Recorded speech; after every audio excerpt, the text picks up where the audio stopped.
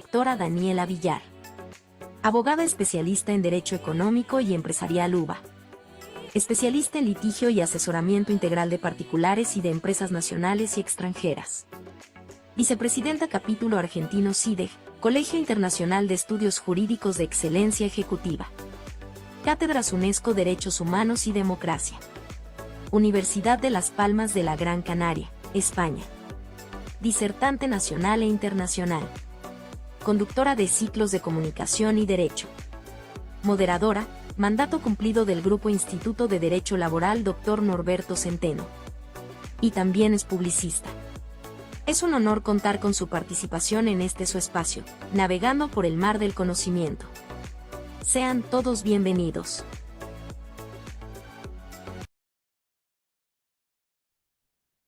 Hola, ¿qué tal, querido teleauditorio? Muy buenas noches, ¿cómo están? Siempre es un gusto saludarles. Tenemos una invitada de superlujo del extremo sur del continente, Argentina, que deriva del latín argentum plata, y es llamado así, o bueno, inicialmente los españoles la denominaron Río de la Plata porque era la ruta para transportar ese precioso metal extraída de Potosí, Bolivia, y el primer uso de Argentina o Argentea se lo debemos al poeta español Martín del Barco Centera. Y justamente lo menciono porque nuestra invitada del día de hoy, que además es una gran amiga y una colega con vasta experiencia, es la doctora Daniela Villar. Ya escuchamos un poquito sobre su experiencia, abogada laboralista, y justamente el día de hoy vamos a ver un tema muy interesante, el fallecimiento del trabajador como causa de terminación de la relación laboral. Y pues bueno, doctora, muy buenas noches. Gracias de verdad por aceptar la invitación. Siempre es un honor conversar con usted, aprender de usted y pues va a ser una delicia esta plática. No lo dudo ni tantito. ¿Cómo está? ¿Cómo se siente? ¿Qué tal? Buenas noches para todos. Muchas gracias, doctor Rubén Ascar Camacho, por esta invitación tan gentil. Es un placer para mí poder compartir eh, este ratito de tiempo con todos ustedes. Aprecio mucho toda la explicación que dio de mi país. Es exactamente así como usted lo ha expresado. Así que bueno. Muy contenta de poder estar con ustedes en la noche de hoy, que para ustedes yo creo que es tardecita, si no me equivoco. La llamada tarde-noche son las 7 en punto. Allá creo sí, ya es de noche, ya son las 10, ¿verdad, doctora? Así es, son las 10 de la noche por acá. 10 de la noche, 3 horas de diferencia, de verdad. Muchas gracias. Yo sé que tiene una agenda sumamente ocupada, debe de estar cansada y pues de verdad, gracias por el apoyo. Doctora, bueno, antes de comenzar quisiera hacerle una pregunta porque es algo que en lo particular me llama la atención y creo que en México deberíamos de replicarlo, salvo su mejor opinión. He leído y he sabido que el derecho del trabajo o derecho laboral ahí en Argentina se considera por Ministerio de Ley de orden e interés público. Y algo que me llamó la atención, no sé si sigue aplicando, porque recordemos que el presidente Javier Milei tiene otra mentalidad, tiene otra formación y a lo mejor él pretende reformar esto que hasta ahorita yo sé, ya usted nos orientará. Cuando un trabajador argentino ejecuta su trabajo en Argentina, pero el patrón se encuentra en cualquier parte del planeta, siempre van a tener prioridad los tribunales argentinos. O más que prioridad, podemos llamarle exclusividad. La justicia laboral argentina es exclusiva. Aquí, si el patrón pretende poner en un contrato de trabajo algo contrario, se tiene como cláusula no puesta. ¿Sigue aplicando eso, doctora? ¿Todavía es vigente? Sí, es así, la jurisdicción que corresponde para un reclamo laboral va a ser la del lugar donde se ejecuta el trabajo, o en su caso, pero siempre a elección del trabajador, el domicilio del demandado, que en este caso va a ser el empleador, que puede ser Perfecto. tanto una persona física como una persona jurídica. No, pues muchas gracias por esta aclaración. La verdad sí dije, no podemos dejar esta pregunta sin resolverse, porque considero que es algo que se debe de replicar en México. En México, doctora, fíjese que en su momento, y lo digo con toda humildad, el 1 de mayo de 1970 se publicó en el Diario Oficial de la Federación la Ley Federal del Trabajo que, reitero, en su momento se consideró una de las más avanzadas en el mundo por cuanto a derecho laboral. Pero México de pronto se empezó a quedar muy rezagado en el campo del derecho laboral al grado de que vivimos algo denominado subcontratación o outsourcing en inglés, en donde prácticamente se le abandonaba al trabajador para darle prioridad a la inversión extranjera. Por eso pensé, dije, a lo mejor el presidente Milei igual y ya cambió todo esto, qué bueno que eso sigue vigente, porque aquí en México desgraciadamente sí se le abandonó mucho y por mucho tiempo al trabajador. Y con tanta inversión extranjera que tiene México, considero que esta aplicación extraterritorial de la ley sería bastante buena para evitar abusos. Porque fíjese, doctora, aquí en México muchas empresas extranjeras, cuando México ya no les conviene, cuando ya no quieren estar aquí o cuando hicieron lo que tenían que hacer, se les hace muy fácil desaparecer y el trabajador se queda a la deriva con sus derechos, con sus prestaciones. Entonces, la verdad, se me hace algo muy interesante que la ley argentina contemple eso. Pero bueno, doctora, no quiero explayarme en mi conversación, queremos aprender de usted y pues, por favor, doctora, ¿qué nos puede decir sobre las relaciones de trabajo en Argentina y por qué es importante estudiar este aspecto, el fallecimiento del trabajador como causa de terminación laboral? ¿Cuáles son sus efectos jurídicos, sociales y económicos? Por favor, la dejo con su gente, este es su espacio. Bueno, antes que nada, doctor, quería comentarle respecto al tema que usted eh, nos comentaba, de que se habían quedado un poquito atrás en México. Nuestra ley de contrato de trabajo es de la década del 70, pero sufrió muchas modificaciones a lo largo de este tiempo, y justamente la última fue del gobierno del presidente Milei, y estas modificaciones que realizó están vigentes desde el 6 de marzo de este año, así que es algo muy fresquito, y justamente de esto les voy a comentar un poco hoy, desde lo que es mi perspectiva. Muchas gracias por Así la que bueno, acotación. ahora sí, comenzando con el tema. eh, Ustedes saben muy bien que la relación de trabajo puede finalizar de diferentes maneras.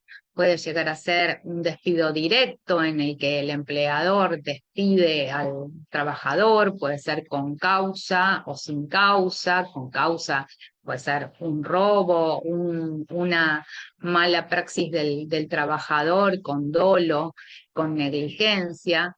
eh, Sin causa, porque lo despide justamente como dice el título, sin ninguna causa. Puede finalizar la relación de trabajo también por mutuo acuerdo entre ambas partes, trabajador y empleador. Puede finalizar la relación de trabajo por un despido indirecto, ya sea porque el trabajador intima al empleador por alguna falta, por algún incumplimiento, y termina considerándose despedido.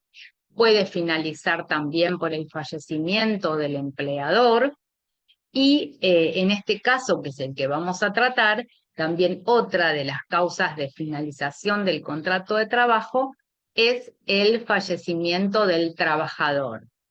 Tenemos entonces que este contrato finaliza cuando el trabajador fallece, y nosotros lo tenemos eh, normado en el artículo 248 de esta ley de contrato de trabajo que, como yo les decía, es de la década del 70. Pero justamente sufrió una modificación este artículo en la última ley, esta que está vigente desde el 6 de marzo de este año, que es la 27.802. Pero quería contarles un poco cómo se fue modificando este artículo a medida que la sociedad también eh, fue modificándose en sus costumbres. Y para entrarnos más en el tema, yo preparé un resumen que lo voy a ir compartiendo para que ustedes me puedan ir siguiendo. A ver si podemos hacerlo. Sí, cómo no, que la hacemos hospedadora en este momento, doctora. Sí, Permítame, por aquí favor. está. Ya estaba, Gracias, doctor. Juan. Ahí está. Ahí Gracias. está. Listo, doctora. Perfecto. Bueno, como ustedes ven aquí en este pequeño trabajo que realicé para ustedes, quería comentarles cómo fue modificándose este artículo 248, como les decía. En primer lugar, algo que no se modificó y que lo vamos a ver en primera instancia, antes de ir a las modificaciones que se fueron sucediendo, fue que hace referencia este artículo 248 al artículo 247 en cuanto a la cuantificación de la indemnización que se deberá abonar, que ahora vamos a saber a quiénes, en el caso del fallecimiento del trabajador. Este artículo 248 dice que una vez que se produce el fallecimiento del trabajador, el empleador deberá abonar, y dejamos puntos suspensivos porque ahora vamos a ver a quiénes se va a abonar, eh, la mitad, el 50% de la indemnización que fija el artículo 245. El artículo 245 de esta ley de contrato de trabajo que tenemos en Argentina establece cuál va a ser la indemnización por despido sin causa. Y esta es 1 mes por cada año de antigüedad en el trabajo. Entonces, en el caso del fallecimiento del trabajador, si se abonará la mitad, entonces se va a abonar el 50% de esta indemnización, o sea, medio mes por cada año de antigüedad en el trabajo. Respecto de esto, no existe ninguna controversia, ninguna duda, pero las dudas surgen en cuanto a quiénes se les va a abonar eh, esa indemnización. Y por eso yo acá en este trabajo les cito un primer artículo en el cual se hace referencia a una ley, a ver si puede tirar, que se los puedo ir mostrando mejor. Ahí está. Este primer artículo al que hace referencia la ley original, fíjense que es de 1974, es muy antiguo. Entonces, este artículo al que hace referencia en su primera redacción, dice que van a ser beneficiarios de esta indemnización aquellas personas que cita este artículo 37 del decreto 18037, que es una ley previsional. Entonces toma de la ley previsional los beneficiarios también para el derecho laboral en cuanto a la indemnización por fallecimiento. ¿Y quiénes eran los beneficiarios en aquella época, década del 70? La viuda, los hijos, los nietos, los hermanos y nadie más. Pero como fue evolucionando las formas de las familias, como fue evolucionando la sociedad, luego tenemos que en el artículo 53, y acá lo van a ver más claramente, de la ley 24.241, que esto es en el año 1993, se ayorna la normativa y se adecua un poco más a las costumbres, a las nuevas familias, a las nuevas formas de familia, a la nueva forma de la sociedad. Y fíjense que en su descripción dice que en caso de muerte del beneficiario de retiro por invalidez o del afiliado de la actividad, gozarán de pensión los siguientes parientes del causante. Recuerden que estos artículos pertenecen a una ley previsional y que la ley laboral lo toma de manera analógica. Y fíjense que además de la viuda y el viudo, agrega la conviviente y el conviviente.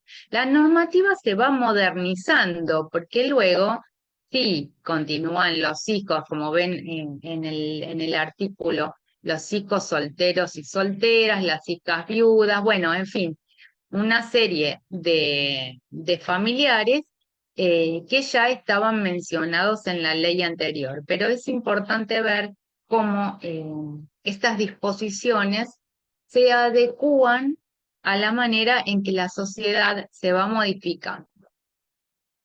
Bien,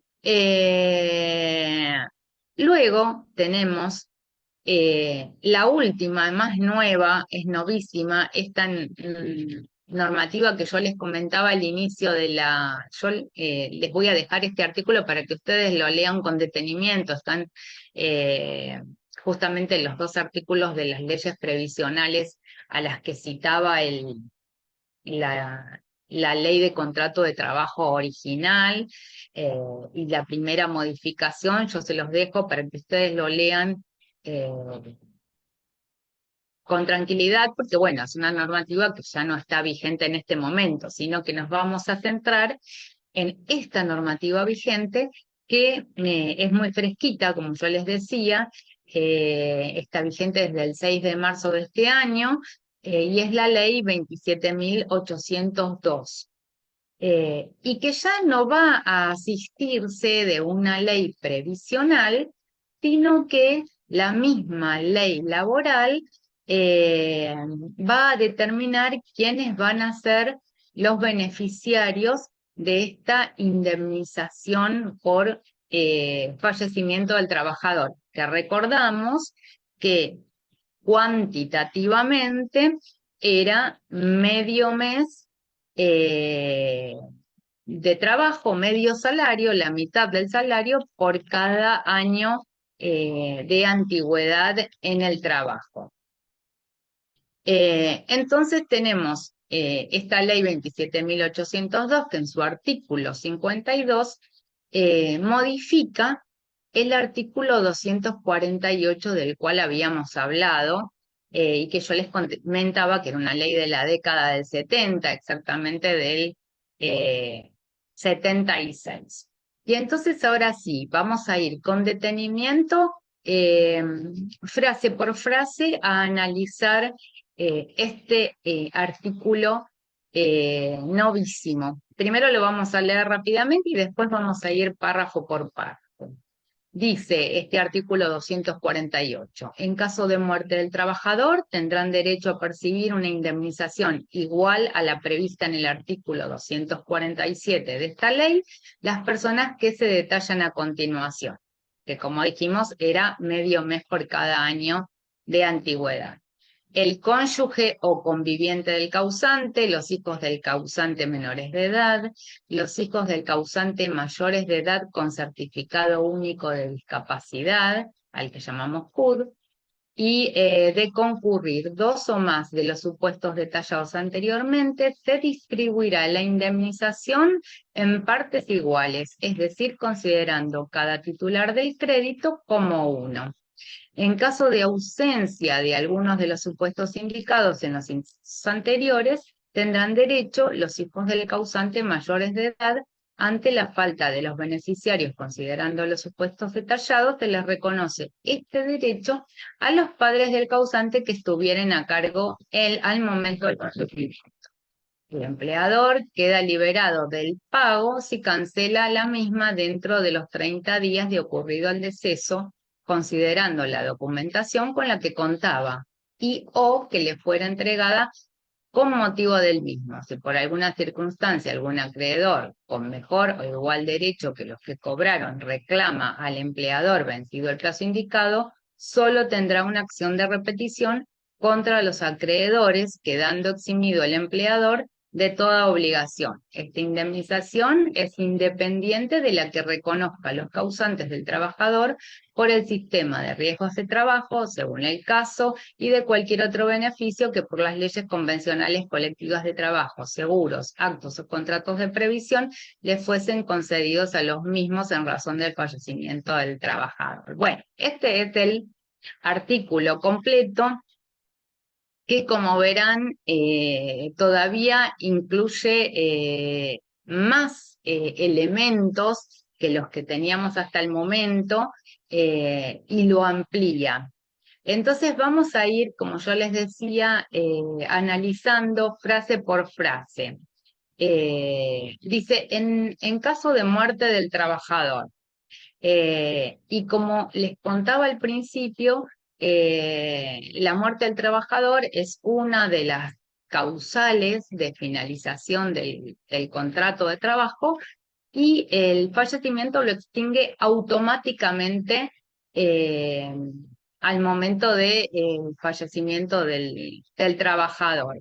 Para poder cobrar esta indemnización que fija el artículo 248, no es necesario abrir una sucesión y eso es muy importante porque se va a abonar directamente a los beneficiarios de esta indemnización. No se necesita hacer sucesión, no se necesita que se involucre el Poder Judicial en todo. La siguiente frase dice, tendrán derecho a percibir una indemnización igual a la prevista en el artículo 247. Y como también veníamos adelantando, esto significa que como el artículo 247 a su vez remite al 245, que como yo les comentaba, este es el que fija las indemnizaciones por despido sin causa, siendo las indemnizaciones por despido sin causa un mes en Argentina por cada año de trabajo, el 50% que indica el artículo 247, al cual nos remite va a ser medio mes por cada año de trabajo. Fíjense que acá yo les transcribo el artículo 245 que fija la indemnización por despido sin causa, en el cual dice un mes de sueldo por cada año de servicio, fracción mayor de 3 meses, tomando como base de cálculo la mejor remuneración mensual normal y habitual devengada durante el último año, durante el tiempo de prestación de servicios, si fuera menor. Esto era lo que yo les comentaba anteriormente. Otra de las frases, la siguiente, dice, las personas que se detallan a continuación, estas son las que van a percibir esa indemnización, son los beneficiarios de esa indemnización. Y acá habla de cónyuge o conviviente. Esto ya estaba en la última modificación que se había hecho en la década del 90, como vimos anteriormente. Ya en la década del 90 incluía a la conviviente o el conviviente.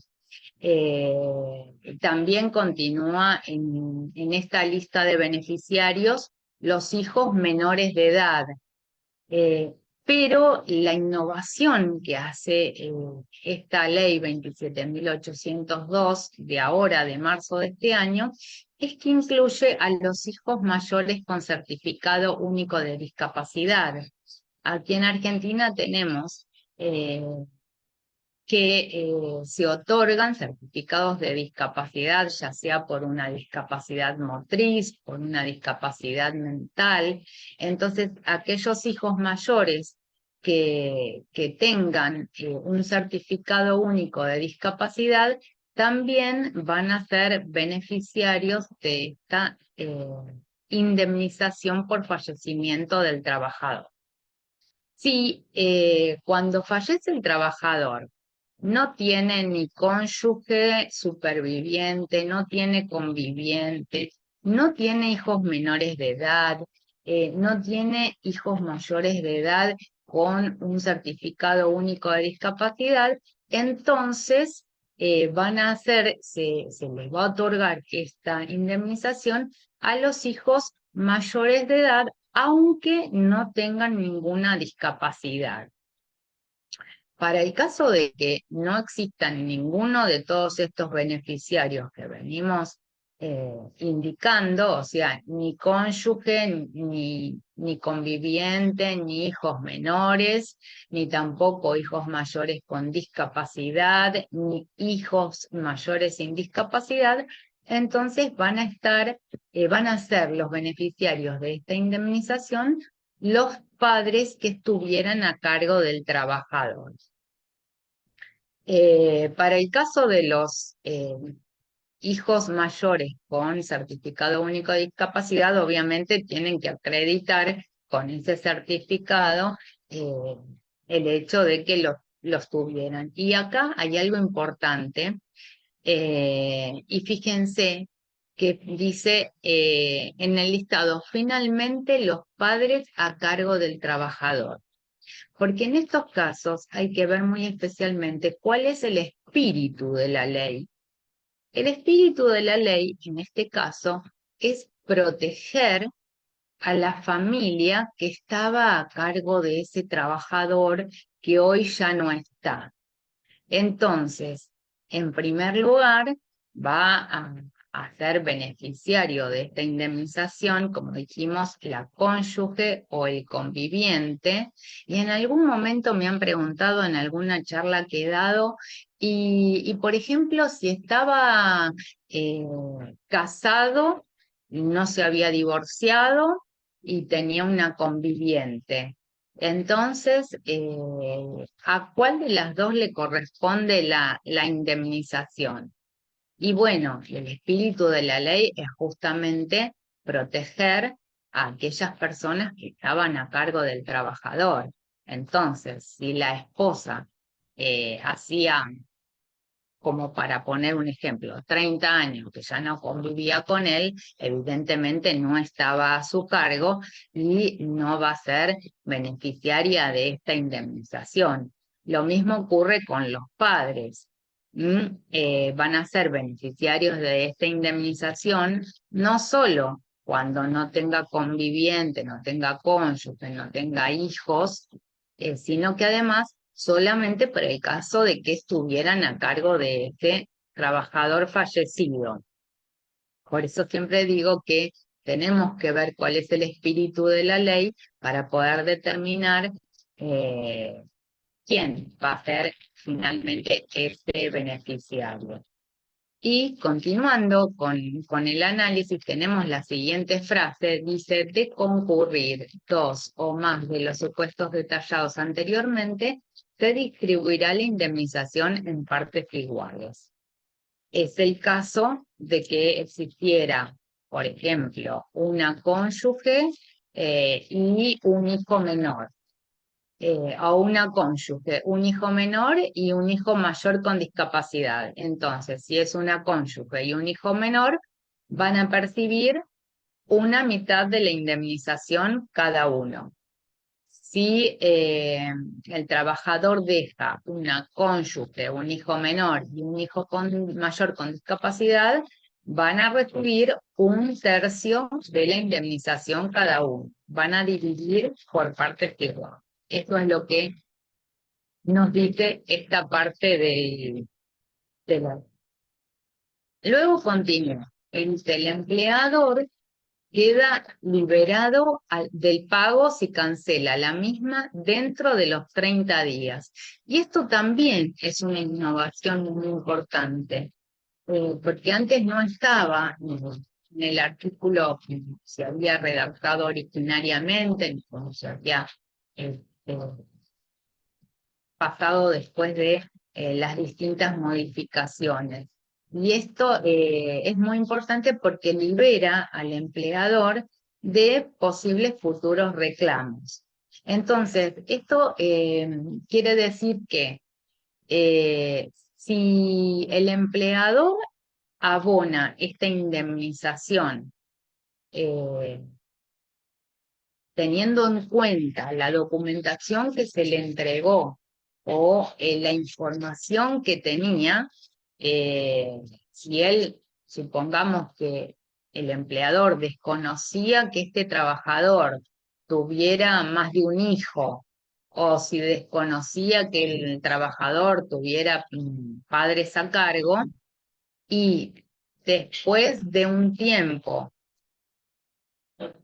estas personas que no pidieron en su momento la indemnización le hacen un reclamo al empleador, el empleador queda liberado. O sea que si con esa documentación, esa información que el empleador tenía, eh, abonó a quienes él entendía que eran beneficiarios, una vez pasados esos 30 días, si aparece alguien o un hijo que no se conocía, por ejemplo, a reclamarle a la empresa va a quedar liberada. Solamente esta persona que no cobró el monto que correspondía va a tener un derecho de repetición contra los beneficiarios que sí percibieron esa indemnización. Pero la empresa o el empleador, persona física, va a quedar liberado de cualquier responsabilidad.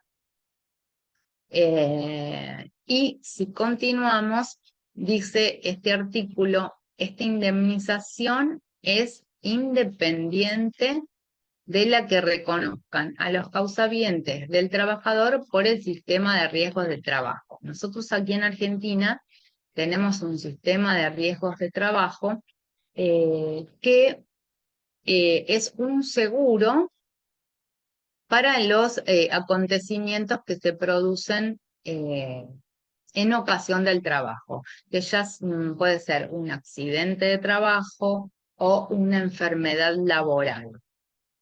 En el caso de que el trabajador hubiera fallecido a causa de un accidente laboral o a causa de una enfermedad laboral, entonces, además de esta indemnización por fallecimiento, la familia va a cobrar la indemnización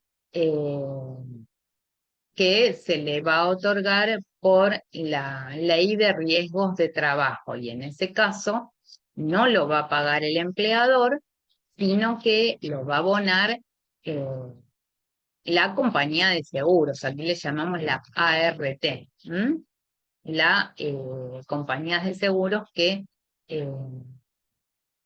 dan justamente un seguro por los riesgos del trabajo. Además, que acá yo les pongo indemnización ART, porque así es como lo llamamos en Argentina, en el sistema de riesgos de trabajo.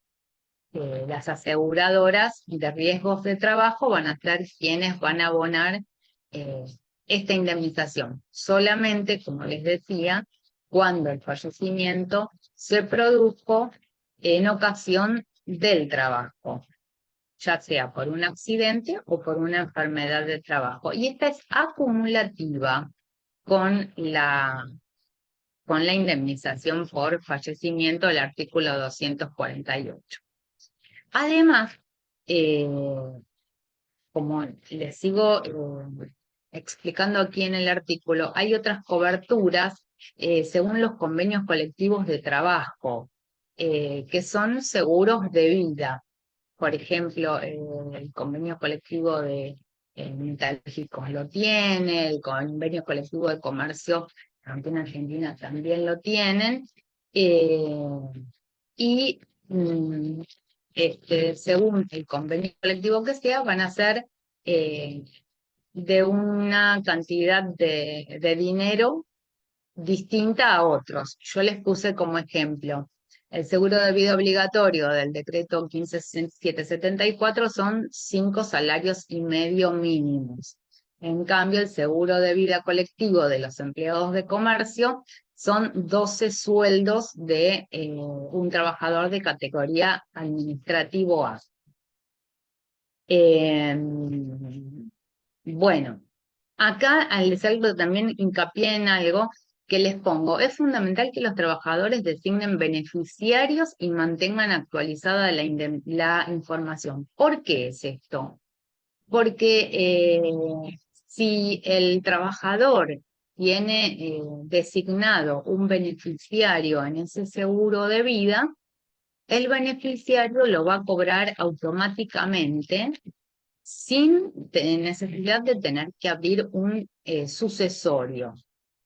Eh, entonces directamente va con su partida de función, va con su certificado del empleador de que este, otorgado por el empleador, y la compañía de seguros emite el pago de esa póliza al beneficiario. Ahora, si no hay un beneficiario designado, lamentablemente los familiares van a tener que abrir un juicio sucesorio, un proceso sucesorio, y van a obtener ese dinero los herederos en su conjunto. No va a haber un solo beneficiario, sino que van a ser todos los herederos porque va a pasar por la sucesión. Bien, y como les comentaba también al principio, y lo digo acá, bueno, justamente lo que busca este sistema es la protección de la familia del trabajador fallecido. Y por eso también les decía que hay que analizar cuál fue el espíritu de la ley para poder determinar quiénes van a percibir esa indemnización al momento del fallecimiento del trabajador y quiénes no. Y entonces les hago también un cuadrito eh, para ver en qué casos cobran unos y en qué casos cobran otros, pero siempre teniendo en cuenta esto que les decía, el espíritu de la ley, que era proteger a la familia del trabajador que estaba a su cargo al momento del fallecimiento, no a cualquier familiar eh, o que se pudiera valer por sus propios medios, sino a quienes dependían económicamente de ese trabajador que falleció. Entonces, acá les preparé un cuadrito, no sé si se ve claro, que dice, hablando de los beneficiarios, tenemos al cónyuge y al conviviente, y dice, ¿tiene derecho a indemnización? Sí. ¿Cómo se distribuyen? En partes iguales con los otros beneficiarios, que era el ejemplo que yo les daba, ¿no? Si hay un conviviente con un hijo menor, con un hijo mayor, por ejemplo, con certificado de discapacidad, van a cobrar un tercio cada uno. Si hay un cónyuge y un hijo menor, van a cobrar una mitad cada uno. Por eso después el cuadro continúa. Los hijos menores también tienen derecho a indemnización y cobran en partes iguales, de la misma manera que dijimos el cónyuge y el convivir. Los hijos mayores con certificado único de discapacidad, con CUD, también tienen derecho a indemnización y también cobran en partes iguales si es que hay o cónyuge o conviviente o hijos menores. Ellos siempre van a tener derecho a indemnización. Pero es distinto el caso, y acá en el cuadro está, los hijos mayores con CUD. ¿Por qué? Porque estos van a cobrar solamente en el caso de que no existan los anteriores. Entonces, si por ejemplo hay una cons y hay hijos mayores sin certificado único de discapacidad, entonces el hijo mayor sin certificado único de discapacidad no va a ser beneficiario de esta indemnización, solamente lo va a hacer la cónyuge. Pero en el caso de que no haya cónyuge, de que no haya conviviente, que no haya hijos menores, ni haya hijos mayores con certificado único de discapacidad, ahí sí, en ese caso, va a ser beneficiario de esta indemnización los hijos mayores sin certificados de discapacidad. Y si hay más de un hijo mayor sin certificado de discapacidad y ninguno de los tres anteriores, entonces sí van a distribuir por partes iguales. Y por último, los padres a cargo, que como habíamos dicho, solamente si estaban a cargo del trabajador al momento de su fallecimiento, entonces van a ser beneficiarios de esta indemnización en el caso de que no haya ni hijos ni cónyuge, o sea, ni hijos ni menores, ni mayores con certificado único de discapacidad, ni mayores sin certificado único de discapacidad, ni cónyuge ni conviviente. Solamente en ese caso y solamente para los padres que estuvieran a cargo del trabajador al momento del fallecimiento. Y si está el papá y la mamá, estos van a percibir la indemnización por partes iguales. Bueno, más o menos esto es en líneas generales lo que indica la ley de contrato de trabajo en Argentina en cuanto a la indemnización por fallecimiento del trabajador. Y en cuanto a esto, les quería contar una experiencia del estudio donde yo trabajo, que nos ocurrió una cuestión bastante particular en cuanto a esto. Nosotros tenemos como cliente a una empresa muy importante acá en la Argentina, y al fallecer un trabajador, una de las hijas de este trabajador fallecido se comunica con el gerente general de esta empresa y solicita que esta indemnización por fallecimiento de su papá se la depositaran en la cuenta sueldo de su padre. Nosotros tenemos aquí una cuenta bancaria en la cual se deposita todos los meses el salario del trabajador, que es una cuenta gratuita. Y que además, bueno, no, como es una cuenta justamente sueldo, que se deposita el salario del trabajador, tampoco se pagan impuestos y demás. Entonces, esta hija le dijo, miren, por una cuestión de seguridad también, no querían recibir el dinero en efectivo porque era una cantidad muy importante y hay muchos casos de inseguridad y era, la verdad que muy peligroso.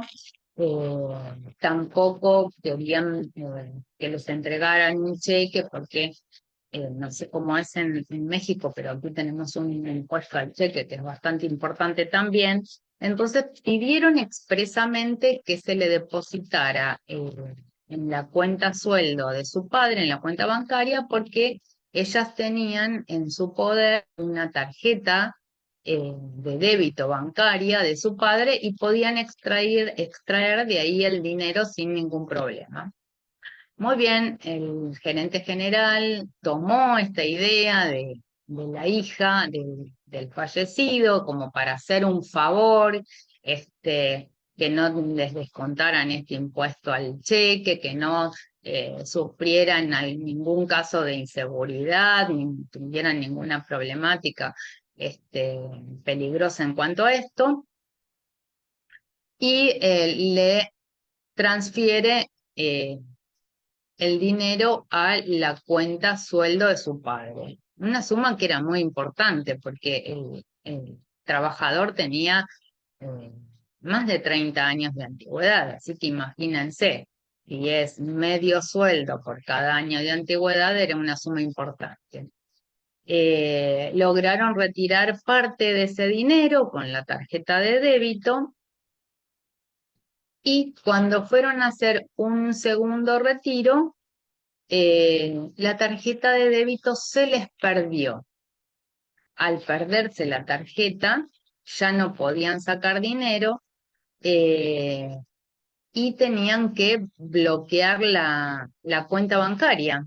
Al tener que bloquear la cuenta bancaria, tienen que informar al banco eh, que el titular de esa cuenta había fallecido. Y una vez fallecido el titular de una cuenta sueldo, donde se le deposita el sueldo todos los meses, ya no se puede retirar dinero de ahí. O sea que la mayor parte de esa indemnización por fallecimiento del trabajador quedó dentro de la cuenta bloqueada. Bueno, para ir cerrando esta familia que hace, eh, lejos de iniciar el sucesorio para poder solicitar la transferencia de ese dinero que había quedado bloqueado en esa cuenta, lo que hace es reclamarle nuevamente a la empresa que se le abone la indemnización por fallecimiento del trabajador. Bueno, les cuento que estamos todavía en trámite de ese proceso, pero obviamente eh, creemos que va a ser favorable a la empresa, que no puede pagar dos veces la misma indemnización justamente por el hecho de haberle eh, hecho un favor a los familiares a pedido expreso, además de esos familiares. Bueno, nada más como para que ustedes tengan un ejemplo en lo que es eh, la vida cotidiana, cómo se van dando algunas problemáticas en este sentido. Y por otro lado, quería muy a rasgos muy generales. No me dedico a lo que es el derecho marítimo, pero traté de averiguar algunas cositas que pensé que a ustedes tal vez les podía interesar en cuanto a este tema, pero relacionado a lo que es el trabajador marítimo. Justamente me encontré con una colega maritimista de acá de Argentina, y me estuvo contando a grandes rasgos cómo era esto para el trabajador marítimo en Argentina. Ella me cuenta que la Argentina está adherida a lo que es, y lo noté por acá, eh, la MLC, que es el Convenio de Trabajo Marítimo. Acá se me corrió algo. El convenio de trabajo marítimo, que es del año 2006 y que estuve averiguando que México no está adherido a ese convenio de trabajo marítimo que eh, es de la Organización Internacional del Trabajo, está adherido a la Organización Internacional del Trabajo, a la OIT, y que hace que el armador tenga la obligación de asegurar a los trabajadores, y que el buque no podría zarpar si no tiene a todos los trabajadores asegurados. Entonces, en el caso de que haya un fallecimiento de un trabajador, va a ser ese seguro el que va a abonar la indemnización. Y si además el fallecimiento se produce o por culpa del armador, por culpa del capitán o por culpa de la tripulación, entonces, además de esa indemnización por fallecimiento de ese trabajador, la familia va a tener derecho a hacer un reclamo civil por daños y perjuicios. Eso, como les comentaba, en Argentina, ¿no es cierto? Porque está adherida a ese convenio de trabajo marítimo del año 2006 que tiene que ver, por supuesto, con la OIT. Y por acá también estuve averiguando en México que los trabajadores marítimos, ustedes me lo van a explicar mejor a mí, creo yo esto, pueden estar asegurados o no, y va a ser el servicio de seguridad social eh, público, si es que están asegurados, que van a abonar esta indemnización o pensión, y si no están asegurados, entonces, bueno, se va a hacer cargo, eh, a ver, el trabajador, y son, si no me equivoco, 5.000 días de trabajo esa indemnización. Bueno, traté de averiguar algunas cositas por ahí más específicas de la actividad. Así que bueno, por aquí es más o menos lo que les quería transmitir. Espero que les haya sido de utilidad y, y bueno, aguardo entonces las palabras del doctor Ascar Camacho. Gracias, doctora, muy amable por este reporte tan completo, tan puntual. Insisto, ¿cómo se llama? Estoy fascinado, sorprendido con lo adelantado que está el derecho laboral argentino. Le comentaba respecto de la legislación mexicana. Fíjese que aquí en México, cuando tomó posesión el presidente Andrés Manuel López Obrador en el año 2018, pues él se quejaba, y no era el único, yo también levanto la mano, se quejaba del régimen neoliberal. En la década de los 70 se implantó ese modelo económico en Argentina con el presidente Jorge Rafael Videla. Corríjame por favor si estoy en un error. Yo recuerdo incluso que había una frase muy particular de su gobierno que decía: achicar al Estado es agrandar a la nación, y vino el tema de la tablita, y bueno, pasaron una crisis económica muy, muy fuerte. Crisis que podemos equiparar aquí en México con la de 1995, que ha sido la peor en toda nuestra historia. Esa crisis, doctora, fíjese que terminó con algo que México construyó por décadas, y fue, lo digo nuevamente con toda humildad y respeto, México tuvo alguna vez a la clase media con el mayor poder adquisitivo de los países en vías de desarrollo. Entonces, estaba viendo ahorita que usted estaba haciendo su brillante exposición, que históricamente Argentina ha tenido un índice de desarrollo humano superior al de México. ¿Por qué lo comento? Desgraciadamente en México a veces solemos considerar a nuestros hermanos latinoamericanos como países atrasados, cuando en realidad eso no es así. Pongo tres ejemplos muy claros. A inicios del siglo XX, México apenas estaba entrando en una etapa de modernización, cosa que ustedes en Argentina ya lo tenían muy bien desarrollado. No en vano a Buenos Aires se le llamaba la París de América, y pues bueno, tan solo después de Estados Unidos fueron el segundo país receptor de mayor migración extranjera por el desarrollo socioeconómico que estaba teniendo Argentina en razón del desarrollo, perdón, del modelo agroexportador. El segundo escenario que me viene a la mente fue con el presidente Frondizi, que más o menos por aquella época gobernó también el presidente Adolfo López Mateos aquí en México. Los dos tenían una idea muy clara: convertir cada quien desde sus trincheras a México y Argentina en potencias mundiales. Frondizi en algún discurso mencionó que las naves argentinas surcarían los mares, las aeronaves argentinas surcarían los cielos, y que pues era momento de una verdadera independencia argentina. Adolfo López Mateos no tenía una retórica tan agresiva, si se me permite la expresión, como el presidente Frondizi, pero también tenía muy presente de que era necesaria una independencia económica. Me llama la atención que los dos presidentes empezaron a sentar las bases de una industria automotriz nacional que en la década de los 70 estaba tambaleando, y en los 80 empezó a desaparecer. O sea, si eso no hubiese sucedido, actualmente México y Argentina estarían fabricando vehículos con marcas nacionales. Y es que volvemos al mismo punto del modelo económico neoliberal. Por eso le preguntaba lo del presidente Milei, quien enarbola el pabellón de ese modelo económico que para mí es erróneo completamente, y per se es un crimen de lesa humanidad. Pero lo que son las cosas, doctora, Y aquí viene el tercer escenario.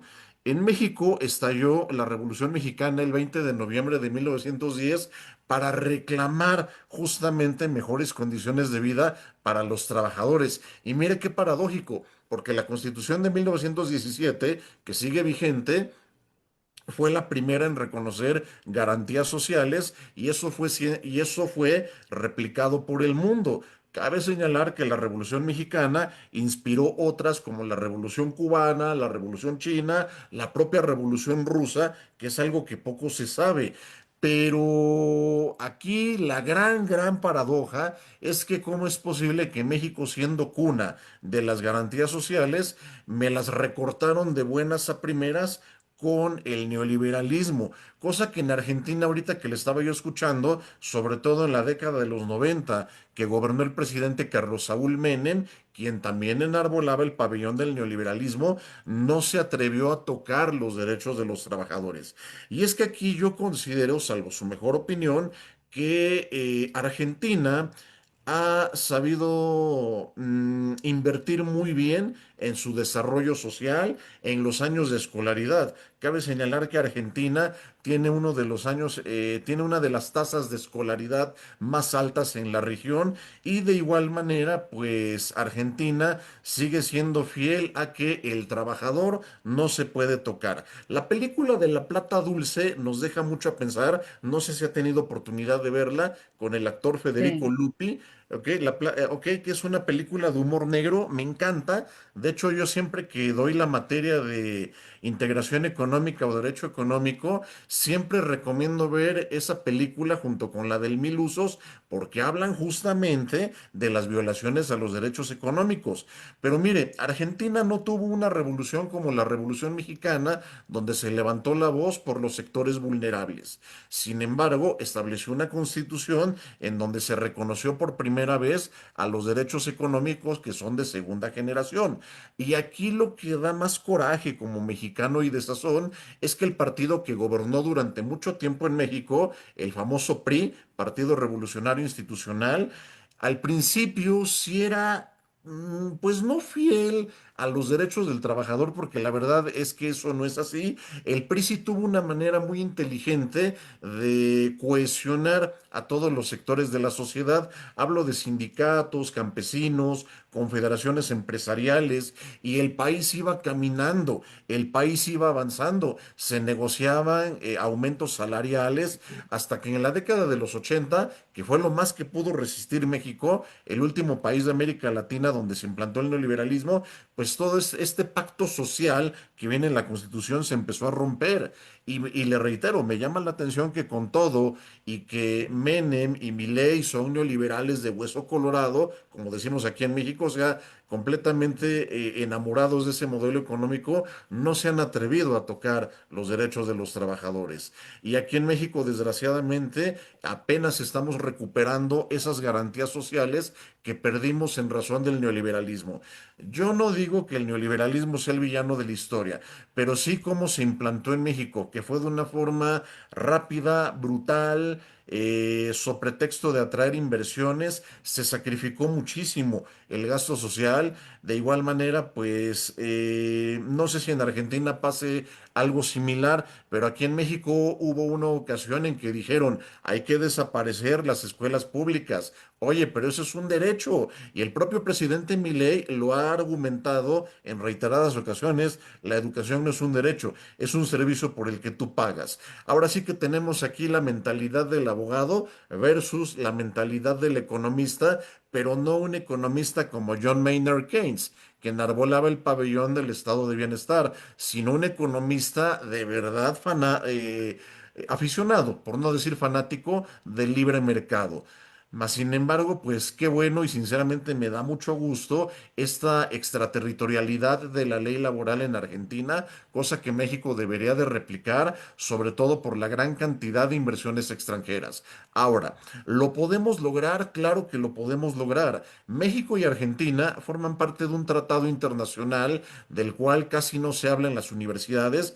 Me imagino en Argentina sucede lo mismo, doctora, y esto es más por intereses políticos y económicos que por una falta de conocimiento académico. Me refiero a la Carta de Derechos y Deberes Económicos de los Estados, en donde claramente se replican dos aportaciones de nuestros países. Por un lado, la cláusula Calvo de Argentina y por el otro, la doctrina Estrada de México, que en resumen nos dicen, a ver, empresa extranjera, si tú vas a llegar a un país que no es el tuyo, a hacer negocios, tú tienes que respetar el marco jurídico nacional del país a donde llegas. Aquí en México tenemos un dicho que cita, al pueblo donde llegues, haz lo que vieres. Sin embargo, se permitió por mucho tiempo, para ser exactos, arriba de 30 años, casi 40, 38 años, se permitió en México que las empresas extranjeras hicieran lo que quisieran para que no fueran a sacar las inversiones. Y las empresas extranjeras lo sabían. Ellas decían, si no me conviene, si no me interesa o afectas mis intereses, me voy de México y a ver qué vas a hacer con tanta gente desempleada. Aquí en México, a pesar de que se ha levantado la voz en el sector sindical en pro de los trabajadores, desgraciadamente ese régimen represor del PRI, que fue justamente el parteaguas de ese romanticismo que había entre la política y el gobierno de México con su sociedad, todo eso se empezó a romper y más en el año de 1968, año olímpico, pero también, doctora, un año donde los jóvenes estaban buscando respuestas. El presidente Gustavo Díaz Ordaz no quería escuchar a una sociedad, bueno, a una juventud que buscaba cambios, que buscaba respuestas, y se le hizo fácil aventar al ejército, matar a los estudiantes, y a raíz de ahí se terminó en definitiva el romanticismo entre el gobierno y la sociedad. Había un pacto no secreto, pero sí una regla no escrita del sistema político mexicano. Yo podré ser dictador, podré ser muchas cosas, podré robar, pero darte a ganar, pero nunca voy a permitir que te pase nada, sociedad mexicana. Y les reitero, el país iba caminando. Si bien es cierto, no éramos paladines de la democracia, hay algunas personas que añoran esos tiempos del viejo PRI. No soy partidario de dicho partido, por supuesto, de ninguna manera, porque le hizo mucho daño a México, pero sí quiero traer esta parte de la historia. Ahora, en el caso de Argentina, yo recuerdo algo muy similar a lo del presidente Perón. Hay un libro incluso que se titula La culpa fue de Perón, en donde se habla de que con él iniciaron las crisis económicas en Argentina. No soy un experto en historia argentina, a pesar de que es un país que me encanta y al cual le tengo mucho cariño y aprecio, pero aquí el error no fue del general Perón. Aquí sucedió algo muy similar a lo que pasó con México, y es que en Argentina siento que las élites del sector agroexportador empezaron a reducir las inversiones porque se empezaron a ver mermados sus intereses en razón de las reformas de Juan Domingo Perón, que palabras más, palabras menos llegó a decir, pueblo mío, tengan mucho cuidado con futuros gobernantes, porque a ellos no les va a importar que tengan un estómago vacío. Palabras más, palabras menos dijo eso el presidente Perón en su primer mandato. En su segundo mandato, en la década de los setentas, él ya estaba muy enfermo. De hecho, falleció. No sé si haya fallecido, no recuerdo bien. Toma posesión su segunda esposa, Isabel Perón, e Isabel Perón ya hablaba de una situación preocupante en las condiciones socioeconómicas de los argentinos. Viene un golpe de Estado en donde ocupan el poder primero dos militares previos a Jorge Rafael Videla.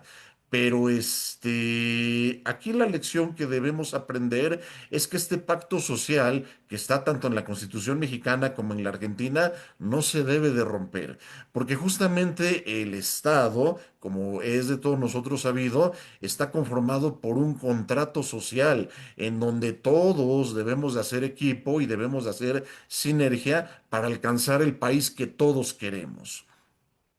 A su vez, y ya para terminar con mi intervención, no debemos ser tan extremistas. Yo no puedo darle tanta libertad al sector empresarial porque esa libertad se va a convertir en libertinaje y va a suceder lo que desgraciadamente pasó en mi país. ¿De acuerdo? Donde el sector empresarial decía, pues si no me parece, yo me voy. Así de fácil, así de sencillo. Y llegamos a tener aumentos salariales, doctora, de risa.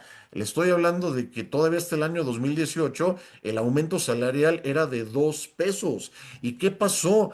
que México empezó a tener uno de los salarios mínimos más bajos de la región. Solamente, bueno, estábamos a nivel de Haití, para que se dé una idea. Y en Argentina, hablando de los Kirchner, si no me falla la memoria, tenían los salarios mínimos más altos de América Latina. ¿Qué pasó con el kirchnerismo? Siento que ahí recuperaron el estado de bienestar que tenía el general Juan Domingo Perón y volvemos a la misma situación.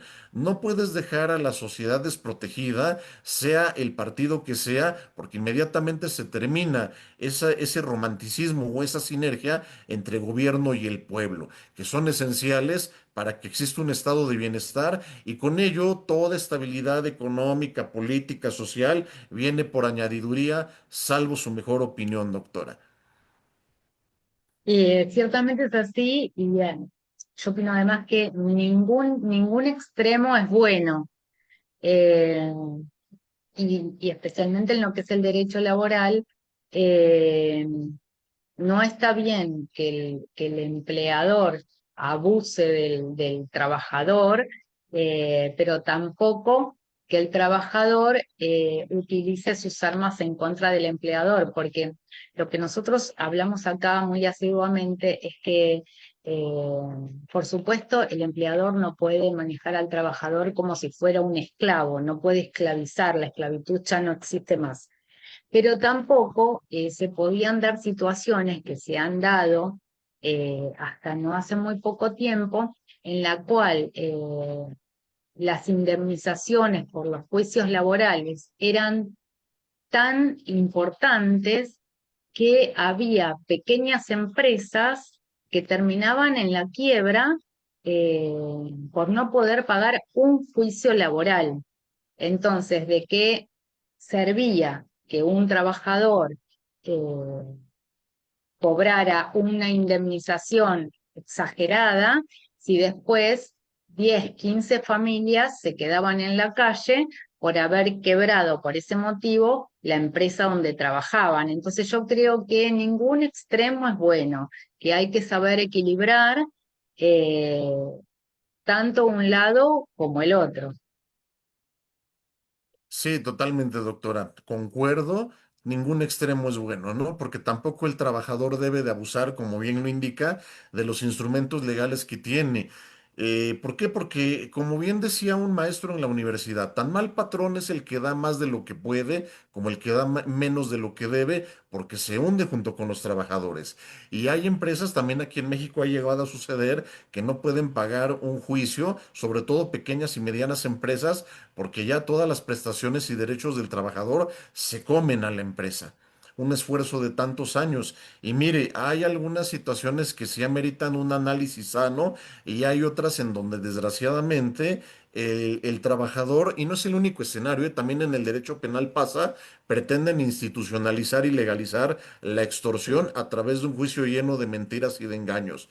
Aquí los abogados debemos de tener mucho cuidado cuando vayamos a representar a alguien y no prestarnos a un juego palurdo, con perdón de la expresión, de que, ok, sí, yo apoyo la moción y todo lo que tú digas para mí va a ser cierto.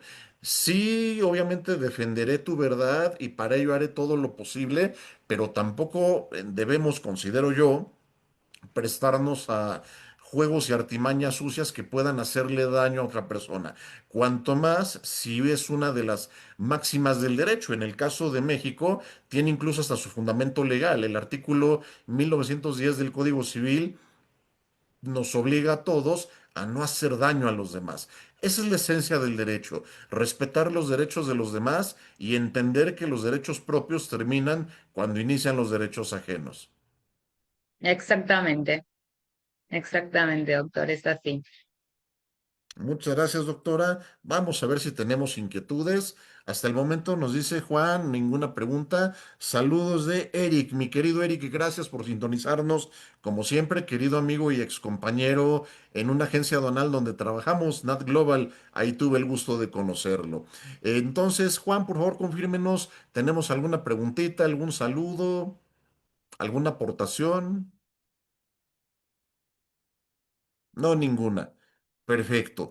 Bueno, pues antes de cederle la palabra al ingeniero Juan, doctora, de verdad, yo sabía que esta charla iba a ser muy enriquecedora, una delicia, más que un programa de radio, yo lo sentí como una plática de café, o bueno, mate y chocolate respectivamente, en donde estuvimos conversando, aprendiendo y sumamente agradecido. Esta es su casa, es bienvenida cuando guste. Por supuesto, vamos a hablarle a los demás colegas de allá de Argentina que quieran participar y pues es momento ya de que el mundo sepa todo el potencial que tiene el mundo hispanoparlante. Antes de cederle la palabra al ingeniero Juan Rodea para que le entregue su reconocimiento, de verdad, doctora, fuerte abrazo hasta Argentina, muchas bendiciones, eternamente agradecido, no solo por aceptar la invitación, sino por todas las finísimas atenciones inmerecidas que ha tenido para conmigo y mi país. Gracias de verdad.